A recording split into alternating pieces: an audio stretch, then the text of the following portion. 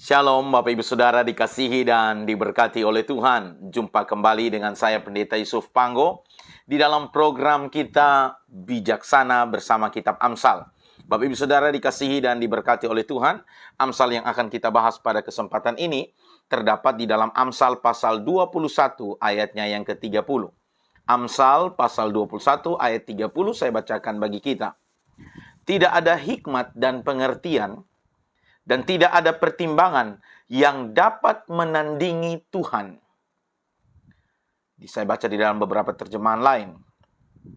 Tidak ada kepintaran, kecerdasan, atau kebijaksanaan yang dapat bertahan di hadapan Tuhan. Betapapun cerdik dan pandainya seseorang, ia tidak dapat melawan Tuhan. Tidak ada yang cukup bijaksana untuk membuat rencana yang dapat berhasil jika Tuhan melawannya. Bapak Ibu Saudara dikasihi dan diberkati oleh Tuhan. Amsal hari ini mengajarkan kepada kita betapa penting hidup ini mengandalkan Tuhan. Karena segala kebijaksanaan kita, kecerdikan kita, kepintaran kita, kecerdasan kita, menurut Amsal, tidak ada gunanya apabila Tuhan menjadi lawan kita. Maka melalui Amsal ini mengajarkan kepada kita untuk betapa penting untuk kita melibatkan Tuhan di dalam segala apa yang kita rencanakan. Jangan pernah sombong dan angkuh dengan kepintaran, kecerdasan yang engkau miliki tanpa engkau melibatkan Tuhan di dalamnya. Atau engkau mengakui kepintaran, kecerdasanmu itu adalah anugerah daripada Tuhan semata-mata. Firman Tuhan jelas berkata bahwa diberkatilah orang yang mengandalkan Tuhan, yang menaruh harapnya kepada Tuhan. Tetapi sebaliknya, terkutuklah orang yang mengandalkan kekuatannya sendiri, yang mengandalkan kekuatan manusia, dan yang hatinya menjauh daripada Tuhan, dikutuki oleh Tuhan. Amsal ini mengingatkan kita bahwa jangan pernah sombong dengan apapun yang hari ini kita dapatkan, prestasi, kepintaran, kecerdasan, karena akuilah Tuhan di dalam setiap jalan kita. Percayalah bahwa apapun yang Tuhan berikan kepada kita hari ini, itu semua berfungsi untuk memuliakan Tuhan. Kepandaian, kecerdasan, jabatan, harta benda, kekayaan. Sesungguhnya Tuhan percayakan kepada kita untuk kita memuliakan Tuhan melalui kecerdasan kita, melalui harta kita, sehingga ada firman Tuhan, memuliakanlah Tuhan dengan hartamu. Tanpa kita mengakui Tuhan, maka sia-sia seluruh kepintaran, kecerdasan, atau kebijaksanaan kita. Karena Alkitab berkata bahwa tidak ada yang cukup bijaksana untuk membuat rencana yang dapat berhasil jika Tuhan melawannya. Bapak Ibu Saudara dikasihi dan diberkati oleh Tuhan. Di dalam Alkitab mencatat ada tokoh-tokoh Alkitab yang dimana mereka orang-orang yang mempunyai posisi besar sebagai raja. Yang saya mau ambil contoh ada 3 orang, yaitu Daud, Raja Manase, dan Saul. Ketika mereka menjadi raja, ketika mereka menghadapi pergumulan hidup, ketika mereka memimpin di dalam takut akan Tuhan, Tuhan memberkati dan menyertai mereka dengan hikmat, kecerdasan, dan juga dengan kekuatan. Sebagaimana di dalam kisah tokoh yang pertama yaitu Daud. Kita tahu bersama bahwa Daud pada waktu dia menghadapi Goliat, dia bukanlah seorang prajurit yang terlatih, ya, tetapi dia hanyalah seorang gembala ternak kambing domba yang jumlahnya cuma 2-3 ekor. Tetapi kita tahu bahwa justru di tangan sang gembala inilah Goliat tumbang. Goliat yang ditakuti oleh Raja Saul dan seluruh prajurit dan bahkan panglima besar daripada Saul, termasuk kakaknya Daud ada di situ. Mereka ketakutan menghadapi Goliat. Tapi sebaliknya di pemuda yang adalah pekerjaannya sebagai gembala kambing domba yang 2-3 ekor inilah Goliat tumbang. Apakah karena hebat dan kepintaran daripada Daud, kekuatan daripada Daud? Tidak. Daud menghadapi Goliat dengan meminta pertolongan daripada Tuhan. Kita bisa melihat di dalam 1 Samuel pasal 17 ayat 45 sampai 47. Tetapi Daud berkata kepada orang Filistin itu, yaitu kepada Goliat, "Engkau mendatangi aku dengan pedang dan tombak dan lembing, tetapi aku mendatangi engkau dengan nama Tuhan semesta alam, Allah segala barisan Israel yang kau tantang itu. Hari ini juga Tuhan akan menyerahkan engkau ke dalam tanganku, dan aku akan mengalahkan engkau dan memenggal kepalamu dari tubuhmu. Hari ini juga aku akan memberikan mayatmu dan mayat tentara orang Filistin kepada burung-burung di udara dan kepada binatang-binatang liar, supaya seluruh bumi tahu bahwa Israel mempunyai Allah. Dan supaya segenap jemaah ini tahu bahwa Tuhan menyelamatkan bukan dengan pedang dan bukan dengan lembing. Sebab di tangan Tuhanlah pertempuran, dan ia pun menyerahkan kamu ke dalam tangan kami. Perhatikan bagaimana Daud ketika menghadapi Goliat. Dia bilang bahwa kalaupun Daud itu menang dan mengalahkan Goliat serta tentara Filistin, dia bilang itu karena Tuhan yang menyerahkan Goliat dan tentara Filistin ke dalam tangan Daud dan kepada seluruh Israel. Daud berkata bahwa Goliat datang dengan membawa tombak, lembing, tetapi Daud menghadapi Goliat dengan apa? Mendatangi dengan nama Tuhan semesta alam, Allah barisan Israel. Dari sini kita melihat bersama bahwa masalah pergumulan yang berat yang dihadapi Daud, Goliat, satu raksasa besar di hadapan dia, Daud bisa mengalahkannya dengan mengandalkan Tuhan. Di saat Saul dan para prajurit panglima Israel ketakutan menghadapi Goliat, satu tentara besar, tinggi besar, ya, dari Filistin, justru dari kelompok orang Filistin, justru Daud menghadapinya. Daud bukan seorang prajurit yang terlatih untuk berperang. Daud menghadapi Goliat dengan nama Tuhan. Maka kita tahu bersama, kepala Goliat terlepas dari tubuhnya, dipenggal oleh Daud.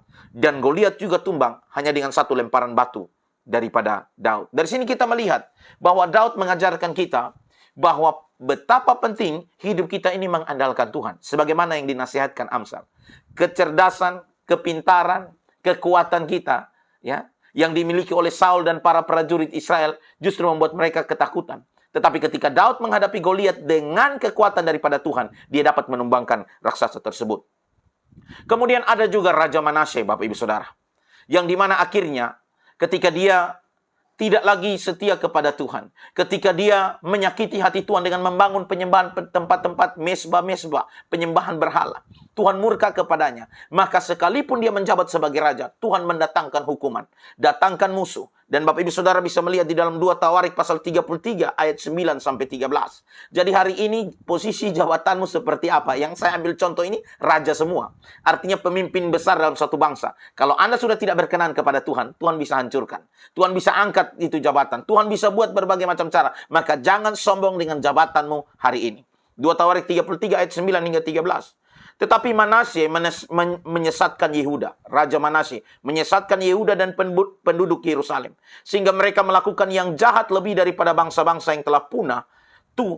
Bangsa-bangsa yang telah dipunahkan Tuhan dari depan orang Israel. Kemudian berfirmanlah Tuhan kepada Manasye dan rakyatnya. Tetapi mereka tidak menghiraukannya. Tuhan berfirman, tapi Manasye dan rakyat Yehuda mereka tidak mau mendengarkan suara Tuhan. Hati-hati hari ini engkau jadi pemimpin. Ada kau hamba Tuhan berkhotbah, sampaikan firman Tuhan, kau acuh tak acuh, engkau tidak menghiraukan. Belajarlah dari Raja Manasye. Kemudian berfirmanlah Tuhan kepada Manasye dan rakyatnya, tetapi mereka tidak menghiraukannya.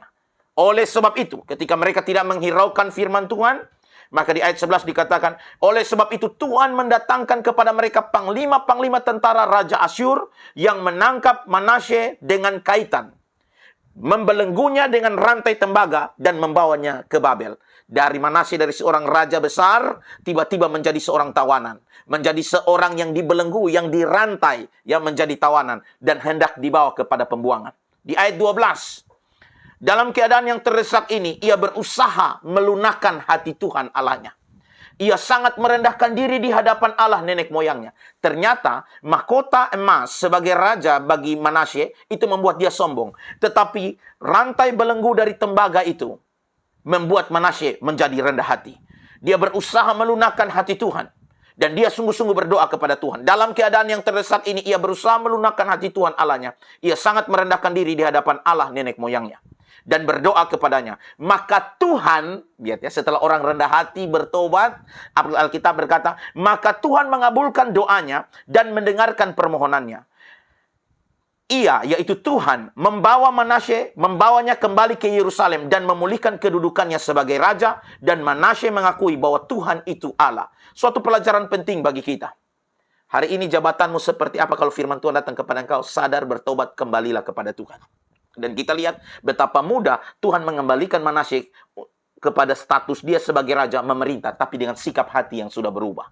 sikap hati yang bertobat, sikap hati yang mengasihi Tuhan, Tuhan kembalikan jabatannya sehingga dia memerintah di situ. Karena itu hari ini kalau engkau menjadi pemimpin, andalkan Tuhan di dalam hidupmu. Jangan sombong dan angkuh dengan jabatan yang engkau miliki hari ini. Karena Tuhan bisa mengambil itu dengan berbagai macam cara. Seperti dalam kasus Manasye ini di ayat yang ke-11 dari 2 Tawarik ini, pasal 33 jelas bahwa Tuhan yang mendatangkan panglima-panglima Asyur untuk menangkap Manasye, membelenggu Manasye. Tuhan yang mendatangkan.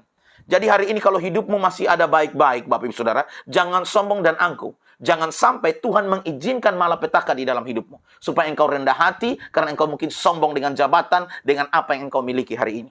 Sebaliknya, Raja Saul. Di dalam 1 Tawarik 10 ayat 2-6. Karena dia tidak bertobat. Dia habis ya bersama dengan anak-anaknya. 1 Tawarik 10 ayat 2 sampai hingga ayat yang ke-6.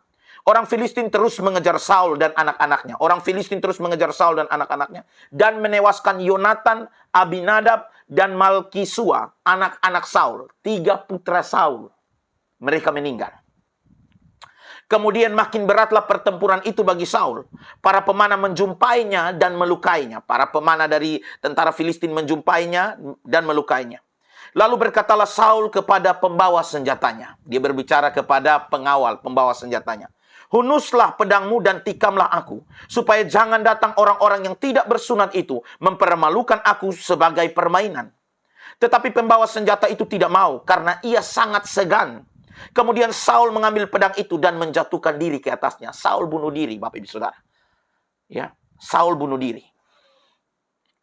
Dan ayat kelima, ketika pembawa senjatanya itu melihat bahwa Saul telah mati, ia pun menjatuhkan dirinya ke atas pedangnya, lalu mati. Saul bunuh diri. Kemudian pembawa senjatanya juga melihat rajanya sudah bunuh diri, dia pun bunuh diri. Mereka pasang pedangnya dan jatuhkan diri ke atas pedang tersebut. Karena mereka tidak mau mati di tangan orang Filistin. Ayat 6 berkata, jadi Saul, ketiga anaknya, dan segenap keluarganya sama-sama mati. Saudara lihat, ini raja ini. Kalau Tuhan ambil pulang semua, sampai kau punya keturunan juga habis. Ketika kita tidak mengandalkan Tuhan. Anda mau andalkan anakmu, ya. Saul sebenarnya bangga, 3 putra kebanggaan. Di usia muda mereka justru mereka mati. Tuhan ambil pulang itu semua. Kenapa hal itu bisa menimpa Saul? Jawaban praktis, karena Saul tidak mengandalkan Tuhan lagi. Dia sombong dengan jabatan dia sebagai raja. Dia sombong dengan pemerintahan yang Tuhan berikan. Bapak Ibu Saudara, jangan sombong hari ini dengan jabatan, harta, kekayaan, koneksi, relasi, apapun. Jangan sampai kutuk atau malapetaka datang, habis kita. Alkitab berkata bahwa jadi Saul, ketiga anaknya dan segenap keluarganya sama-sama mati. Termasuk yang membawa senjatanya juga. Mati bunuh diri. Di ayat 13 sampai ayat 14 dari 1 Tawarik 10. Ayat 13 sampai 14 berkata, demikianlah Saul mati. Saul mati karena perbuatannya yang tidak setia. Demikianlah Saul mati karena perbuatannya yang tidak setia terhadap Tuhan. Oleh karena ia tidak berpegang pada firman Tuhan, dan juga karena ia telah meminta petunjuk dari arwah, dan tidak meminta petunjuk Tuhan. Sebab itu Tuhan membunuh dia. Alkitab mencatat bahwa Saul yang menjatuhkan diri di atas pedangnya, tapi firman Tuhan bilang, Tuhan, sebab itu Tuhan membunuh dia dan menyerahkan jabatan raja itu kepada Daud bin Isai. Hari ini jangan sombong dengan jabatanmu. Tuhan bisa kasih pindah, ganti orang lain. Dan yang terburuk, Tuhan kasih mati engkau dan gantikan orang lain di posisimu. Ketika Anda menjadi sombong, engkau tidak setia lagi kepada Tuhan, tidak berpegang kepada firman Tuhan, tapi engkau meminta petunjuk bukan daripada Tuhan, bukan dari firman Tuhan, tapi engkau minta petunjuk daripada arwah, menyakiti hati Tuhan. Dalam kasus Saul, Allah membunuhnya dan memberikan jabatan raja itu kepada Daud. Karena itu, Amsal hari ini mengajarkan kita supaya bijaksana. Ingat baik-baik, Amsal 21 ayat 30 mengingatkan kita. Tidak ada hikmat dan pengertian, dan tidak ada pertimbangan yang dapat menandingi Tuhan. Jangan sombong dengan kepintaranmu. Sangat mudah Tuhan ambil itu. Cepat saja. Lihat dalam kisah Raja Manasye, dalam kisah Saul. Raja Manasye diberikan kesempatan, dia cepat sadar, bertobat, melunakkan hati Tuhan. Tuhan bawa kembali dia ke Yerusalem, menduduki jabatan sebagai raja kembali, tapi dengan hati yang berubah. Saul, karena dia betul-betul sudah menyakiti hati Tuhan, Alkitab mencatat Tuhan membunuh dia dan memberikan jabatan raja itu kepada Daud. Di dalam terjemahan Alkitab firman Allah yang hidup dikatakan, betapapun cerdik dan pandainya seseorang, ia tidak dapat melawan Tuhan. Karena itu kalau kau mau diberkati hidupmu, serahkan rencana rumah tanggamu, rencana apalagi pekerjaanmu, bisnismu, rancangkan masa depan rumah tanggamu, anak-anakmu, minta pimpinan Tuhan. Andalkan Tuhan di dalamnya. Jangan mengandalkan kecerdikan dan kepandaianmu membuat engkau sombong dan angkuh. Karena jujur Bapak Ibu Saudara, ketika kita merancangkan sesuatu tidak sesuai dengan tujuan Tuhan, kita melawan rencana Tuhan, yang ada kehancuran di dalam hidup kita. Kiranya teladan 3 raja yang telah saya bagikan ini memberikan peringatan kepada kita. Ada Daud, ada Raja Manasye, ada Saul. Mereka pemimpin tertinggi satu bangsa. Tapi begitu mereka tidak setia, Tuhan habisi mereka. Sebaliknya, ketika kita mengandalkan Tuhan, kita belajar dari Daud. Apa yang menjadi raksasa di hidup kita? Di hadapan Daud ada Goliat dan tentara Filistin. Tapi justru dengan pertolongan dan kekuatan daripada Tuhan, tanpa perlengkapan perang, tanpa baju perang, Daud bisa menumbangkan Goliat. Itu semua karena Tuhan. Daud berkata, aku datang atas nama Tuhan. Dan Daud berkata, kalaupun kalian kalah, kami bisa taklukkan kalian. Itu karena Allah yang menyerahkan kalian kepada kami. Kiranya Bapak Ibu Saudara kita menjadi bijaksana. Ingat kembali apa yang dikatakan firman Tuhan. Diberkatilah orang yang mengandalkan Tuhan, yang menaruh harapnya kepada Tuhan. Sebaliknya terkutuklah orang yang mengandalkan kekuatannya sendiri, ya, yang mengandalkan kekuatan manusia, dan yang hatinya menjauh daripada Tuhan. Kita terkutuk. Karena itu marilah kita menjalani hidup dengan bijaksana, tetap mengandalkan Tuhan. Hari ini prestasi, pencapaian, jabatan, harta benda, kekayaan, ingatlah, itu semua hanyalah titipan dan kepercayaan daripada Tuhan. Kelolalah di dalam takut akan Tuhan dan muliakan Tuhan melalui setiap apa yang sudah Tuhan berikan kepadamu. Tuhan Yesus memberkati kita semua. Semoga kita menjadi lebih bijaksana. Shalom.